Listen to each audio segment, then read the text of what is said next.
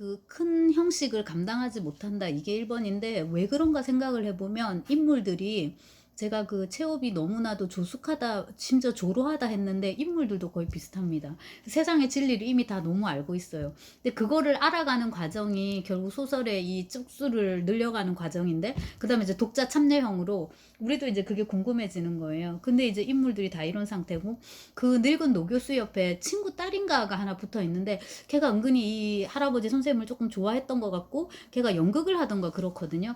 근데 이제 결국엔 멀리 떠나든가 이런 건데 그 관계도 되게 심드렁하게 이렇게 이제 됩니다. 그래서 참 체오프가 이런 류의 소설이 힘들었구나 쓰기가 이런 생각이 들고 그 주인공이 노교수라고 말씀을 드렸는데 작가는 29살입니다, 여러분. 그래서 이제 둘 중에 하나겠죠, 그죠? 이제 젊은이가 그 노년에 대해서 상상을 해본다. 그러기가 이제 그래서 그게 성공하기가 참, 네. 아니면 아주 이제 장르 문학식으로 이제 그 김영하의 살인자의 기억법 이런 것처럼 아주 이제 기술적인 테크니컬한 그런 이제 소설로 가야 되는데 최업은 이제 그런 작가가 아니니까요. 뭐 그래서 이제 최업의 아주 대표작으로 우리가 보지는 않죠. 그다음에 이제 1890년에 보시면은 요거 여러분 기억하셔야 되는데요. 뭐 작품 쓰고 이런 것도 있지만은 4월에 혼자 마차로 시베리아 횡단, 사할린 섬으로의 긴 여행을 떠남이라고 했는데 모스크바 페테르부르크에서 여러분 이걸 시베리아를 이렇게 마차 타고 횡단한다는 게 얼마나 그 당시에 고역일지. 그 다음에 거기서 이제 사할린 섬으로 또 들어갈 때는 또 배를 타야 되잖아요. 그래서 보시면 4월에 출발했는데 도착한 게 7월입니다, 여러분. 그 다음에 이제 3개월 동안 이제 거기에 체류를 하다가 10월에 사할린 섬을 떠나서 집으로 가서 12월 초순에 모스크바로 갑니다. 그래서 이 이동에 걸린 시간을 보면 정말로 그 교통수단과 통신수단의 발달이 우리로 하여금 어떤 식으로 이 시간을, 그리고 이제 동시에 공간을 정복하도록 했는지를 이제 보여주는데요. 도대체 체험은 뭐하러 사할린섬을 갔을까?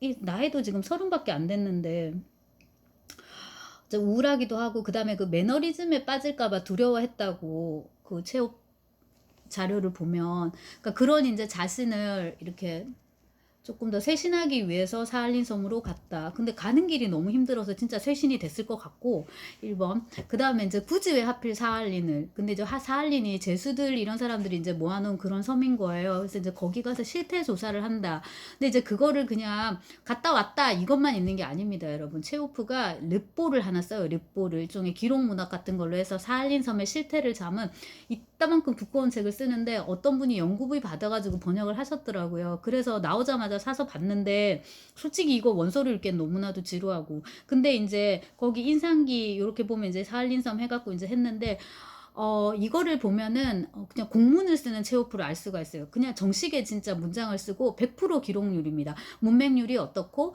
무슨 병의 유병률이 어떻고 완치율도 어떻고 우리 지금 질병관리본부에서 그 정은경 본부장이 발표하는 거하고 똑같아요. 확진자 몇 명, 뭐 치료자 몇 번, 뭐 격리자 몇 명, 뭐 이런 식으로 해서 쭉 데이터를 이제 분석을 합니다. 그래서 그 당시에 사할린이 얼마나 열악했는지, 그 다음에 여성과 어린이, 이른바 그 사회적 약자들이 얼마나 큰 고통을 받았는지 이런 걸 알 수 있고요. 체오프는 여기서 이제 이런 유형자들 그 가족들의 실태를 조사한다. 플러스 의료 행위를 하고 와요. 그래서 항상 정말 사람들한테 필요한 서비스를 제공하는 아주 훌륭한 사회인이자 생활인이었다라는 것이 작가 체오프를 얘기를 할 때는 항상 강조돼야 되는 부분입니다. 그리고 이제 그 작가다 보니까 왔다 갔다 하는 길에 이제 소설을 쓰게 되는데 대표적인 것이 그 1890년 마지막 부분 보시면 구세프 있어요. 사람 이름인데 구셉이 농민 출신의 군인이었던 것 같아요. 근데 무슨 전쟁을 마치고든가 돌아가는 길인데 자기는 너무 귀향하고 싶은 거예요. 진짜 죽는데 집에서 죽고 싶은 거예요. 그게 이제 이 사람의 소원인데 결국에는 그 소원이 이루어지지 못하고 배 안에서 사망하게 됩니다. 이제 마지막에 죽은 그 구세프의 시신을 범포로 이렇게 싸가지고요. 바다에 이렇게 던집니다. 근데 이런 거는 이제 작가가 묘사하는 방식 태도, 문체 이런 게 되게 중요한데 던졌는데 거기서 끝나는 게 아니라 시체를 던지자마자 범포가 찢어지고 옆으로 상어떼가 확 몰려들면서 막 뜯어먹는 그 장면을 되게 자세하게 묘사를 해요. 그래서 냉정한 작가다라는 생각을 한 번 더 하게 되고, 이것도 이제 그 워낙에 원숙한 작가였기 때문에 이런 묘사 가능했던 것 같고요.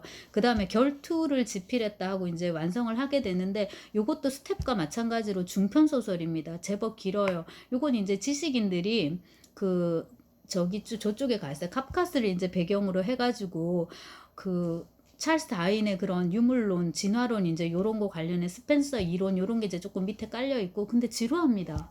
그런 얘기를 체호프가 잘 못 써요. 제가 이거 가지고 논문도 한번 썼었는데, 도스옙스키처럼 그렇게 이데올로기를 인물 속에 잘 육화해내지를 못해요. 그리고 이제 주된 스토리는 A, B, C, D 간에 전부 다이 그러니까 동물식의 약육강식을 인간 사회의 불륜으로 이렇게 이제 하는 거예요. 근데 이제 여기 나제주당가 하는 여성이 나오는데 퐁코렌하고 사는데, 이 퐁코렌과의 관계도 애초에 또 불륜이었어요. 근데 이제 저쪽에서 남편이 죽었다는 소리가 들려요. 그럼 둘이가 정식으로 결혼해야 되잖아요. 또 그것도 참 쉽지 않고, 그 다음에 요 카프카스에 아주 그냥 터받고 살고 있는, 여기서 아주 터잡고 살고 있는 또 의사가 한 명 나옵니다. 항상 체호프 소설, 긴 소설, 그 다음 나중에 희곡 장막극으로 가면 이런 이제 시골 의사가 나오는데, 은근히 체호프 자신의 이제 느낌을 주게 되죠. 그리고 여기 또 뭐 한 놈이 더 나오고 두 놈 더 나오고 이렇게 하고 이제 스토리가 펼쳐지고, 결국엔 둘이 결투를 하게 되는데 화해하고 해피엔딩으로 이제 끝나는 그런 건데요.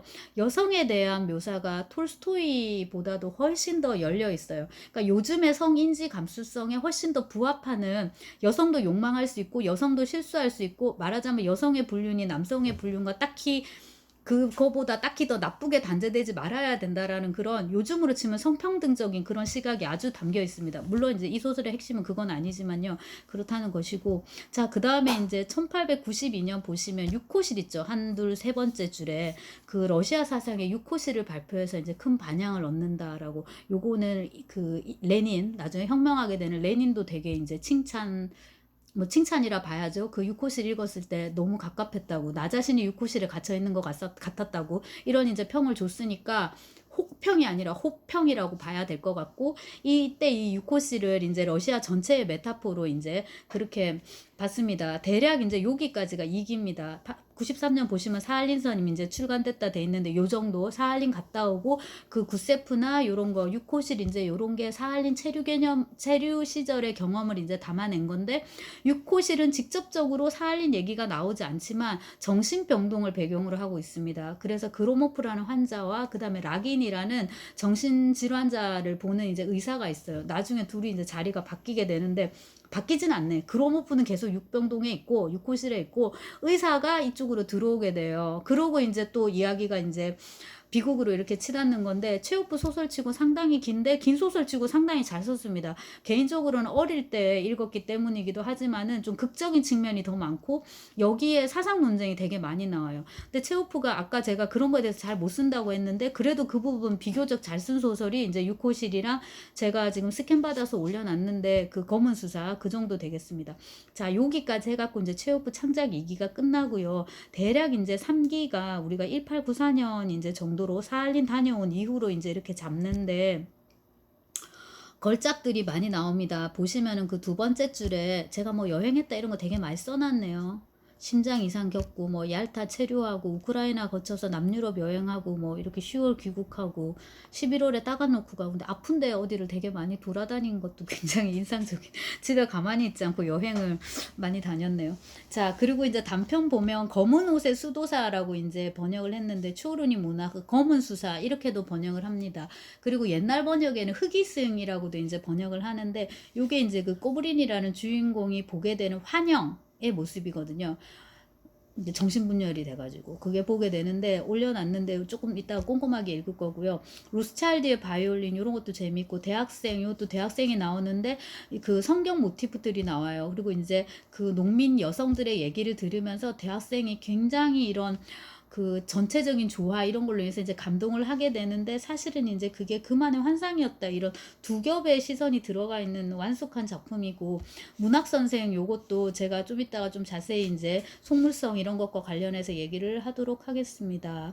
자, 그 다음에 이제 95년 요쯤 보면은 소설도 소설이지만은 드라마를 많이 쓰게 되는데, 갈매기가 나오죠, 그죠? 그 다음에 96년 보면 이제 갈매기가 표현되지만은 대실패로 끝난다 이렇게 되는 있는데, 제가 드라마는 나중에 드라마 할 때 다시 일괄적으로 다 얘기를 할 거기 때문에 쭉 건너뜁니다. 근데 어쨌거나 이제 드라마를 계속 쓰고 이거를 공연하고 하던 중이라 1898년 보면 이제 우리가 사생활 얘기를 조금 하는데, 아까 그 유부녀하고 조금 관계했다 했는데 그 아빌로바와는 그렇게 먼 관계까지는 가지 않았던 것 같고요. 거기 두 번째 줄에 4월에 모스크바 예술극장의 여배우 올가 크니페르를 만나서 급속도로 가까워진다라고 했는데, 이미 이제 체홉의 나이가 38세고 체호프는 1904년에 지금 죽어야 되는 운명이기 때문에 둘에게 주어진 시간이 많지 않습니다. 그리고 이제 여러분은 잘 모르겠지만 아시는 분도 계시면 좋겠는데요. 러시아 여성들이 정말 예쁘거든요. 근데 여기 지금 흑백이라 뭐 시원찮은데 제가 이미지 따로 올리겠습니다. 여기 보면은 요 여성이 올가 크니페르인데요. 모스크바 예술극장을 배운데 인물이 너무나도 평범스러워가지고 다들 이제 놀랐는데, 근데 이제 모두들 생각은 그렇게 하지만 말로 하지는 않는다고. 아무튼 이제 그렇습니다. 그래서 이제 둘이 사랑하게 되고 결국 이제 결혼까지 가게 됩니다. 그리고 이제 그녀와의 사랑 이야기를 개를 데리고 다니는 여인의 각색을 해서 발표를 하는데, 이제 집어넣게 되는데, 본인을 유부남으로 이제 이렇게 집어넣고, 그 다음에 이제 그 안나, 그 여주인공 이름이 안나인데 걔 부인이 이제 안나인데요. 그것도 이제 유부녀인 걸로 이렇게 이제 설정을 합니다. 그만큼 이제 스스로를 이제, 그러니까 이건 이제 황혼의 사랑이다 이렇게 이제 생각을 하는 거죠. 그런 식으로 이제 이렇게 이제 자기 경험을 문학화 소설로 하는 거고요. 멜로드라마 치고는 굉장히 잘 쓴 이제 그런 거라 이제 할 수 있습니다. 읽어보시고, 그 위에 보시면은 이게 원숙께 이제 쓴 걸작 중에 상자 속의 사나이, 저는 상자 속의 인간이라고 그냥 번역하는 게 더 좋을 것 같은데, 그렇습니다. 이것도 우리가 이제 좀 이따 자세히 할 거고, 이거랑 이제 사랑에 대하여 나무딸기 구즈베리, 다른 말로 구즈베리, 이 세 개를 묶어서 작을 소자 써서 이제 소삼부작이라고 부릅니다. 그러니까 이제 체호프는 계속 긴 작품, 좀 큰 규모의 작품, 을 쓰고 싶은 열망이 있었던 거예요. 그리고 톨스토이와 이제 개인적으로 교류하기로 했었는데, 여기는 톨스토이와의 사진이 없네요. 여기 있는 사람은 막신 고리끼입니다. 근데 체호프가 얼굴이 되게 많은 작가라 어떤 얼굴을 보면은 되게 순박한 시골 청년의 얼굴이고, 또 어떤 얼굴을 보면 굉장히 예민한 인텔리겐치아 예술가, 인텔리겐치아 작가의 또 얼굴이고, 그 다음에 나이대도 청년인데 20대 청년인데도 사진을 보면 막 40대 50대처럼 보이기도 하고요. 7, 80대 톨스토이하고 앉아 있는데도 불구하고 체호프가 톨스토이보다 별로 또 나이가 안 많아 보여요. 또 안 어려 보여요. 또래처럼 보이기도 하고 이렇거든요. 그래서 얼굴이 정말 많은 작가다라고 얘기를 하는데, 그게 이제 체호프의 이런 출신 성분, 그 해방된 농노의 아들로 태어났다라는 거랑 성장 환경, 그야말로 주경야독하고 고학하면서 이제 문학하고 의사로서 살았다라는 거, 그거, 그 다음에 이제 본인의 건강, 그러니까 일찌감치 이렇게 콜록콜록하고 죽음이라든지 이런 것에 먼저 노출됐다라는 거, 이게 또 있는 것 같고요. 그게 이제 작품 세계하고 맞물려서 작가의 얼굴도 그렇게 만든 게 아닌가 싶습니다.